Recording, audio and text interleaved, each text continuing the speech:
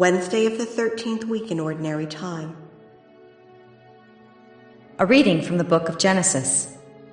Abraham was 100 years old when his son Isaac was born to him. Isaac grew, and on the day of the child's weaning, Abraham held a great feast. Sarah noticed the son whom Hagar the Egyptian had borne to Abraham playing with her son Isaac. So she demanded of Abraham, "Drive out that slave and her son. No son of that slave is going to share the inheritance with my son Isaac." Abraham was greatly distressed, especially on account of his son Ishmael. But God said to Abraham, "Do not be distressed about the boy or about your slave woman. Heed the demands of Sarah, no matter what she is asking of you, for it is through Isaac that descendants shall bear your name. As for the son of the slave woman, I will make a great nation of him also, since he too is your offspring." Early the next morning, Abraham got some bread and a skin of water and gave them to Hagar. Then, placing the child on her back, he sent her away. As she roamed aimlessly in the wilderness of Beersheba, the water in the skin was used up. So she put the child down under a shrub, and then went and sat down opposite him, about a bowshot away. For she said to herself, "Let me not watch to see the child die." As she sat opposite Ishmael, he began to cry. God heard the boy's cry, and God's messenger called to Hagar from heaven, "What is the matter, Hagar? Don't be afraid. God has heard the boy's cry in this plight of his. Arise, lift up the boy and hold him by the hand, for I will make of him a great nation." Then God opened her eyes, and she saw a well of water. She went and filled the skin with water, and then let the boy drink. God was with the boy as he grew up. The word of the Lord. The responsorial psalm. The response is, "The Lord hears the cry of the poor." When the poor one called out, the Lord heard, and from all his distress he saved him. The angel of the Lord encamps around those who fear him and delivers them. The Lord hears the cry of the poor. Fear the Lord, you his holy ones, for naught is lacking to those who fear him. The great grow poor and hungry, but those who seek the Lord want for no good thing. The Lord hears the cry of the poor. Come, children, hear me. I will teach you the fear of the Lord. Which of you desires life and takes delight in prosperous days? The Lord hears the cry of the poor. A reading from the Holy Gospel according to Matthew. When Jesus came to the territory of the Gadarenes, 2 demoniacs who were coming from the tombs met him. They were so savage that no one could travel by that road. They cried out, "What have you to do with us, Son of God? Have you come here to torment us before the appointed time?"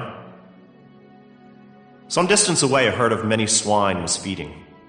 The demons pleaded with him, "If you drive us out, send us into the herd of swine." And he said to them, "Go then." They came out and entered the swine, and the whole herd rushed down the steep bank into the sea, where they drowned. The swineherds ran away, and when they came to the town, they reported everything, including what had happened to the demoniacs. Thereupon the whole town came out to meet Jesus, and when they saw him, they begged him to leave their district. The Gospel of the Lord. Wednesday of the 13th week in Ordinary Time. The first reading comes from Genesis 21, 5 and 8 to 28. Abraham has a child, Isaac, and his mother is Sarah. Now Abraham had already had a child from the slave girl Hagar. This child's name is Ishmael. And Sarah notices that Hagar is playing with Isaac. Now that's an ambiguous phrase in the original Hebrew. It could have some sexual connotation. It could simply be that he's beating Isaac up. Or most probably, he's simply playing with Isaac And Sarah is thinking, he's older than Isaac. He's going to overpower him and take the inheritance. So Sarah nags Abraham in order to send Ishmael away. And God agrees with this. God tells Abraham to do whatever Sarah says. So Abraham, who wants to protect the child, notice he gives some bread and a skin of water to Hagar, sends him off into the wilderness, which is as good as a death penalty. Hagar realizes they're both going to die. She begins to cry. God responds to her entreaties and protects this child because he's the son of Abraham. He will become the father of a nation, the Ishmaelites, which we would call the Arabs. The Gospel is from Matthew 8, 28 to 34. Now this is a parallel story to the healing that Jesus performs among the Gerasenes, in which there is one man who is possessed by a demon. It's an exorcism. In this case, there are two demoniacs, and it's in the territory of the Gadarenes. It's probably the same story told in two separate dinner parties. That the details have gotten a little fuzzy. The important thing is that Jesus has power over the demonic forces. We already saw that when he was able to calm the storm on the sea. Remember, the sea was considered a reservoir of evil. Now we see it in terms of an exorcism, in which the demon is sent into a herd of swine. Well, a herd of swine go and drown themselves in the sea. Don't blame Jesus for this. He didn't kill the swine. The demons did. And the people are afraid of Jesus because they see he has the authority of God, and they ask him to leave their district. He's already killed the pigs. What else is he going to kill in the meantime? They're afraid. And being a little bit afraid is a proper response because we're dealing with something well beyond our understanding, the very authority of God being seen in our midst.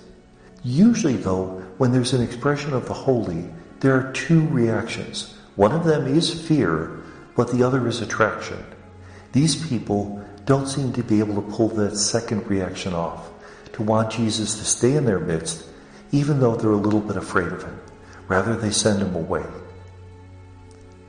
And may God bless us.